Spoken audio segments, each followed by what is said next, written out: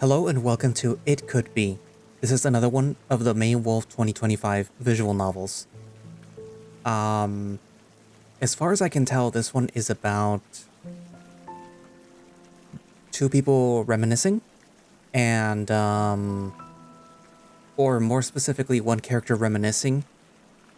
And I'm a little confused as to what exactly they're reminiscing because I kind of skimmed through it. I'm like, wait a minute, weren't you supposed to be talking about something else? But yeah. The main character is an armadillo, which you probably won't see until like the very end. To me, it seems more like about a friendship between two characters and how it kind of sort of devolves into something else. And I use the word devolve specifically for one reason, okay? But yeah, that's pretty much the only thing that I can think about. It's gonna be a very short visual novel too, so yeah. Don't expect something super long. Anywho, so without further ado, let us begin It Could Be.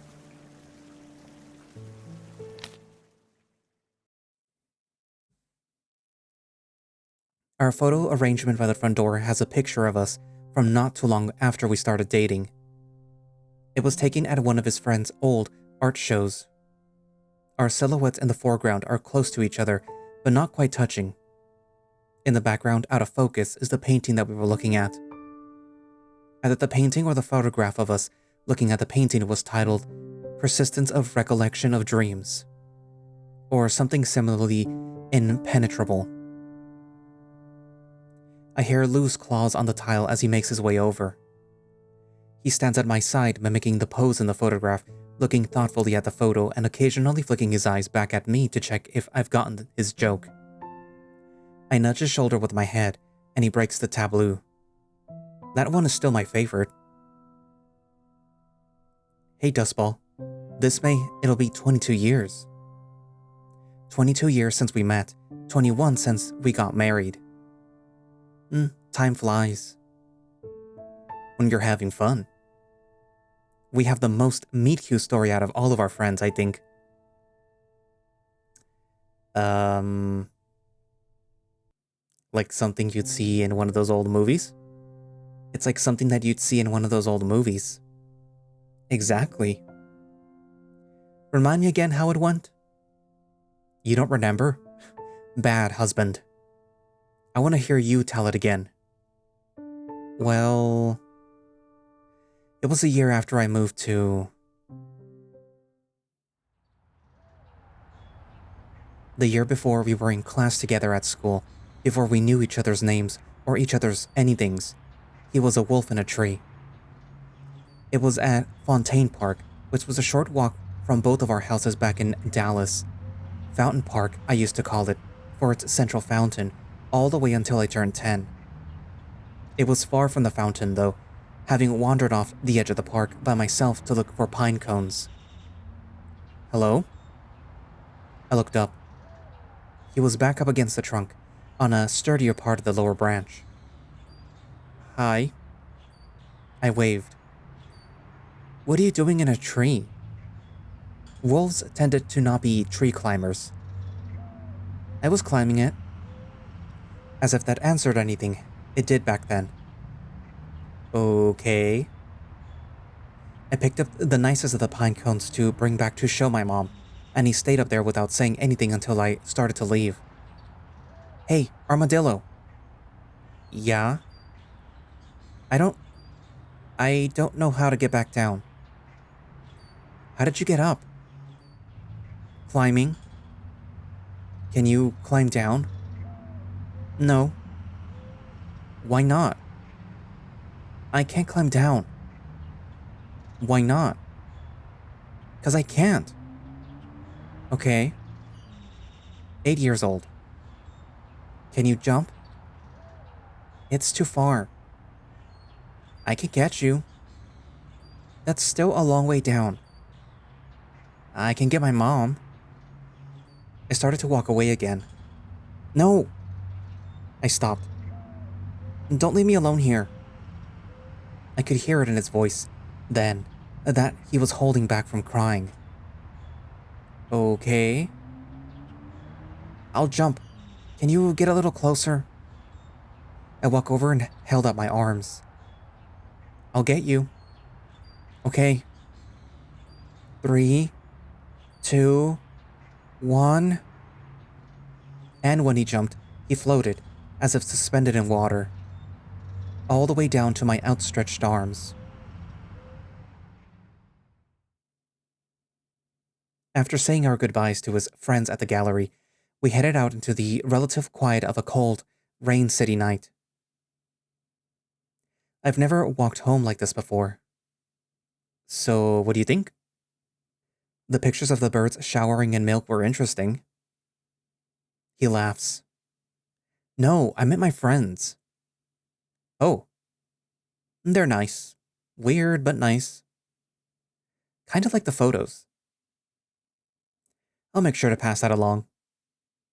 We walk for a while without saying anything, past coffee shops and secondhand bookstores, antique dealers and art studios. It's good that you all get along.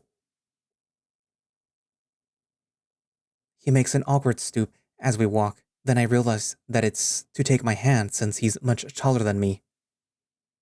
And for a moment, I don't know what to do. We wouldn't be the first gay couple to hold hands in downtown Seattle. I've been living here long enough to know that. That there's nothing to be afraid of now, that it's safe here, that I can trust someone like this. I wrap my fingers around his. This is what every gay kid in the South holds out for. This is what it looks like for things to get better.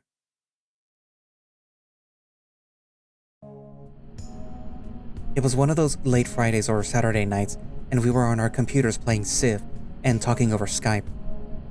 Him in his family office, me in my bedroom. His family didn't let him have a computer in his bedroom, but mine didn't really care. But there's something like too pretty, you know? Like, I don't want to break them when I touch them. I get it. He laughed. Dusty gets me. That's enough for me though, man. Is there anyone you like? Was there? It was something that I thought about before, but never arrived at a satisfying answer for. Come on, you got assigned a scene next to Anna Kovacs. A lot of guys would kill for that. You should talk to her. A lot of guys liked Anna, but I didn't think that we had very much in common. I don't know, maybe she's too loud for you. Oh, I know, Katrina from algebra. She was pretty, quiet, good at drawing. I could see us getting along. Artsy type, you know? Yeah. I absentmindedly clicked around the map. Randall was in the habit of taking very long turns, but it meant that he never pressured me to finish up before I was ready. Hello? I said yeah. You cut out for a bit, or were you just not talking? Oh, I wasn't talking. Well, I said yes. That she is artsy. Hello? Yeah? Oh, I didn't hear you. I wasn't saying anything. I thought you were going to. Oh. No. Oh. I clicked into my capital city, the Imperial Palace, the Great Wall. Randall ended his turn.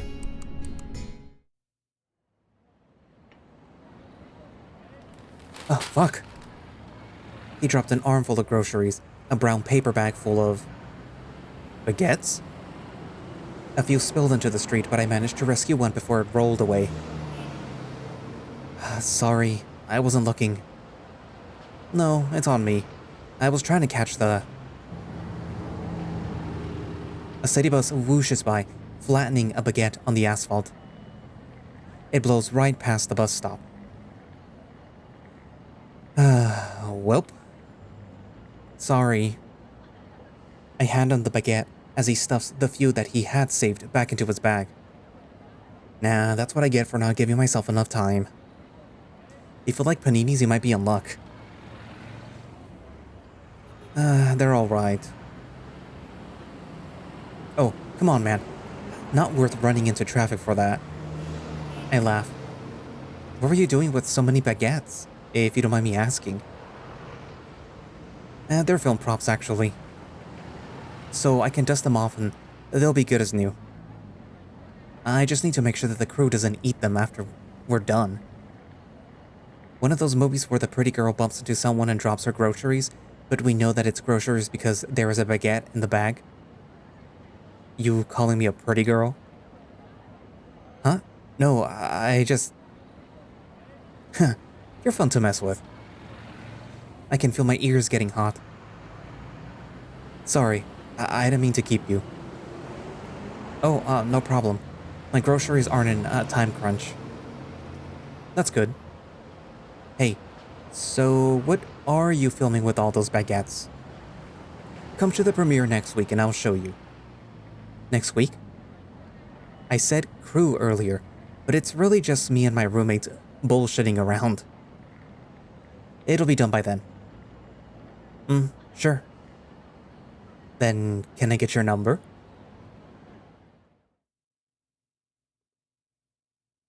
It was, at that moment, the worst day of my life. This was why you use a lock screen. This was why you always close out of your porn tabs when you're done with them. This was why you never let your guard down. Mashing the power button didn't get it to stop, so I jammed the phone in my pocket and got up from the table, leaving Randall and the rest of the Friday night board gamers with their shocked faces and cardboard farm tiles.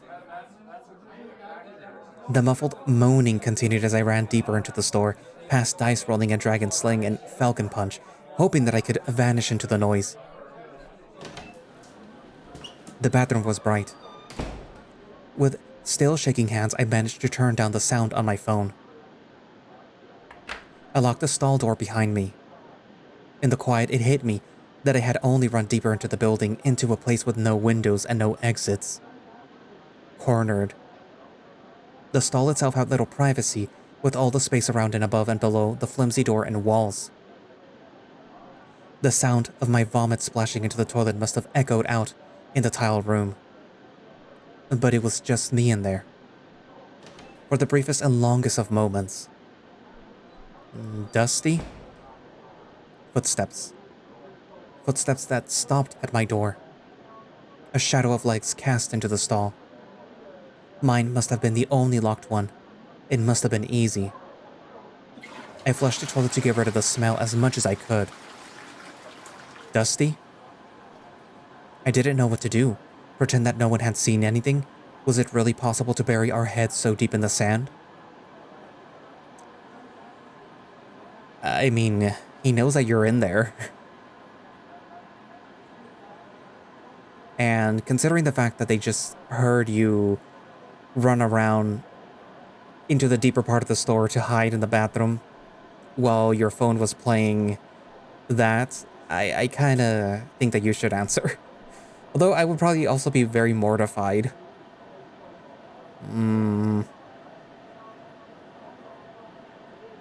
I tried to say something, but what came out was garbled and scratchy. I cleared my throat. Was yeah even an appropriate thing to say in this situation? If not, then what was? No one's mad at you. Why would they be mad at me? You know, what was, Don't say it. It's all cool, man. Well, not all the way cool. I'm not gonna lie. I have some questions, but those can wait. I need you to know that I'm here for you, okay? The world isn't over. But there was no going back to the world before. And come on, you're not the only guy who watches porn. I actually caught Mickey with his dick out once at a sleepover. Don't tell him that I told you that, though. It wasn't what I had expected. What had I expected? For him to follow me in here to bring the wrath of God upon me? Push my face in the toilet? Or for him to not follow me at all, to leave me alone in here forever? He knocked at the stall door. Dusty? Are you gonna open up? It was still probably the worst day of my life. But maybe I had gotten through the worst hour. I reached out to unlock the door.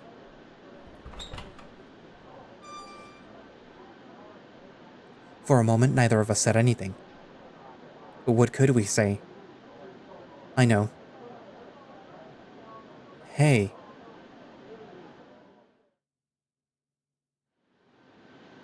Lou pins my wrists above my head with only one arm. His weight is heavy on me and his smell heavy on me. He knows it, having just come back from the gym. He teases me, holding his tip right between my cheeks. But there is no room to lower myself onto him. Well, little armadillo, I need you to tell me what you want before I can give it to you. You already know what I want. He lifts his body away and I whimper. I'm sorry, I didn't catch that. I need you back on top of me. He shifts back, his fluff tickles my belly. He's warm and his musk is strong, his pit right next to my face. His agonizingly close. I want you inside of me. He flicks his tail and presses a finger on the inside of my ear. You're gonna have to be more specific, Dusty. Lou, I know you can do it. In the butthole, Lou. Thought you'd never ask.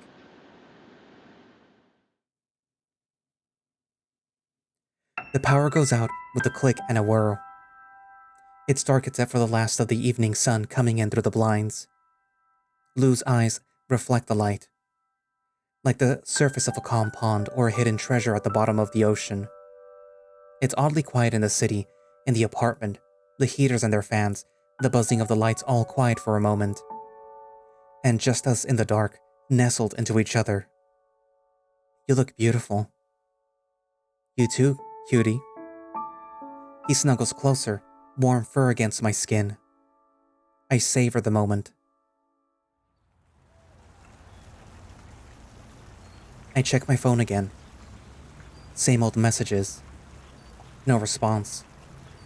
To tell him that I would be waiting for him at 4:30, even if he didn't reply, was possibly too cliché even for me. I'd give him 20 minutes and then go back home to feel like a gay idiot instead of pacing around the park feeling like a gay idiot. Digging around my phone would only make things worse. Checking my messages. Checking the time. So I sat on a bench and tried to enjoy the scenery. Tiny flowers blooming in the grass by the sidewalk, pine cones somewhere out by the fence. The fountain gurgling, a warm breeze on my face. I could have fallen asleep on the bench under different circumstances. But as they were, well... I check my phone again. 4:51. I got up and paced around a couple of times before deciding to walk in a circle around the fountain so that I would look less like a madman. I check again. 4:55. Okay. But what if he was running late? 4:56. Yay, idiot. I stopped to take one last look into the fountain. The coins at the bottom sparkled in the sun, coppery, silver. I turned around to leave. And there he was. The 11th hour hero.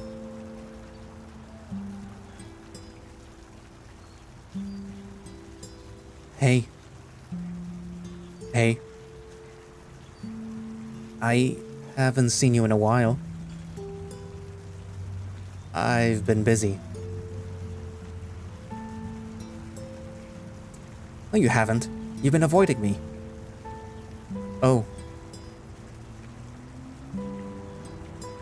No, that's... I've needed some space, okay? It's a lot to think about. I knew that it was. I've done so much thinking and then so much trying not to think about it. It had taken so much for me to send him the first message. But it took seeing him again to really be confronted with how he might be feeling too. And what do you think? Don't freak out, but I've been talking to my pastor about... You told him? I said don't freak out. I kept vague about it. And he probably doesn't even remember you. Okay. And Well, Jesus was friends with prostitutes. What? It means that even though the Bible says that homosexuality is a sin, I should have been ready for this, and it doesn't mean that we should abandon our friends. I wasn't ready for that. So, I'm your friend? Yes, you're my friend. And I'm sorry for leaving you like that. At the store and since then. Thanks. Just don't bring up the homo stuff too much, yeah? Not the best way that it could have turned out. But at least he said sorry. At least he showed up. At least we were able to talk again. Would that really have been enough? What are you thinking about? He jumps, dusty, out of his thoughts. They're stirring in the office as the rest of the accounting department finishes up to go home, to the tune of the ever-present Seattle drizzle. Usually Dusty is the first of these workers, but today something has him lingering at his desk. Perhaps a peculiar arrangement of celestial bodies. Oh,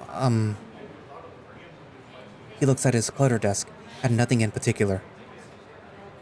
Me and a couple of the guys were heading over to Applebee's for drinks. We've got these bucket glasses for the kickoffs.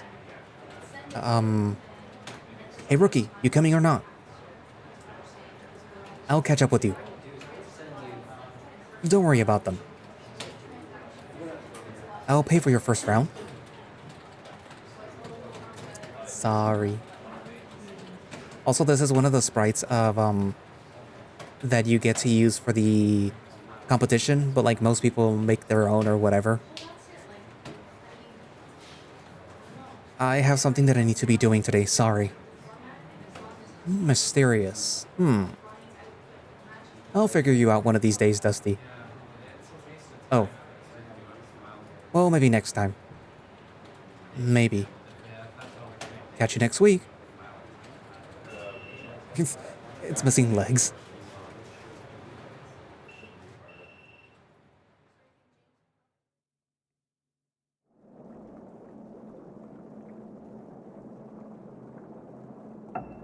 Dusty visits the park when he's feeling down or something bad has happened at school or at home, which in his teenage years is often.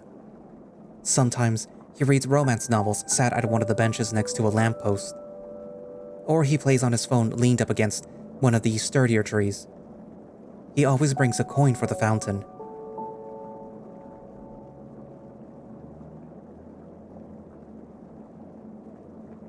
A pressure lifts. His expression softens. And as he makes his way out into the lamplight night, he whistles.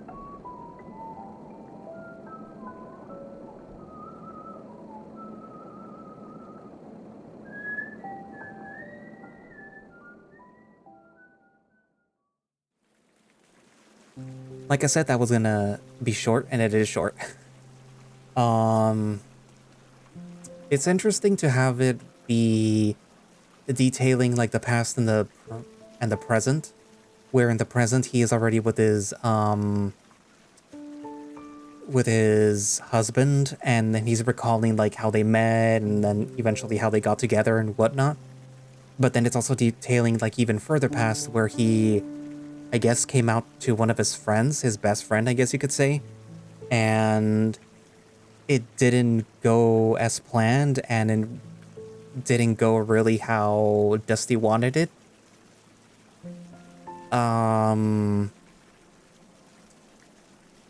Like, I get that, but I think that perhaps, like, maybe the writer could go in and, like, redo it just a little bit to make it a little bit more, I don't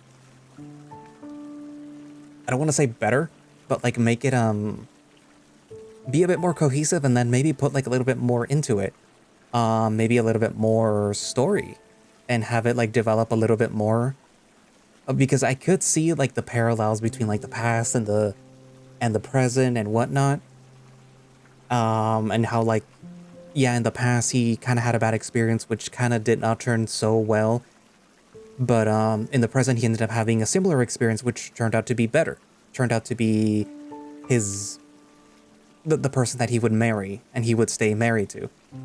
But like maybe flesh them out more. I think that's what it needs, I guess, for them to be fleshed out more, and maybe to replace the default sprite or the game jam sprite. I mean,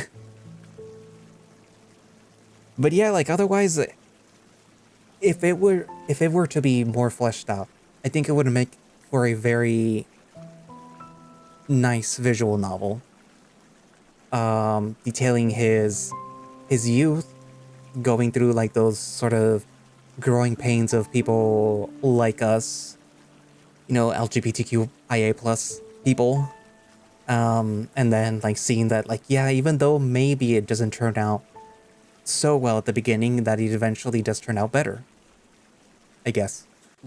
At least that's what I got from the story. I don't know if that's what it was trying to say or what. But yeah, two wolves. One of them you do end up with. But yeah, I don't know. So what are your thoughts? Write down in the comments, and thank you all for watching / listening. If you would like to play any of the May Wolf visual novels, or just this one, or keep up to date with this one, I guess, or any of the other ones, you can do so by going down into the link in the description, which should have a direct link for the itch.io page where you can download and play the game. If you would like to support the channel, you can do so by joining and becoming a channel member, where you get earlier access to these videos as they're being scheduled. And it does, you know, again, support me. So, like, you support me, and I let you see these videos when I upload them, instead of having to wait for them. Which, I mean, it's a good trade-off, I think. Or if you would like to just give me a one-time donation or whatever, there is Ko-fi. You know, so I do have a Ko-fi. All those things linked down in the description, as well as a throne in case you feel overly generous. But yeah. Anyway, so yeah, I guess that's it for now, and I will see you guys in the next one. Bye-bye.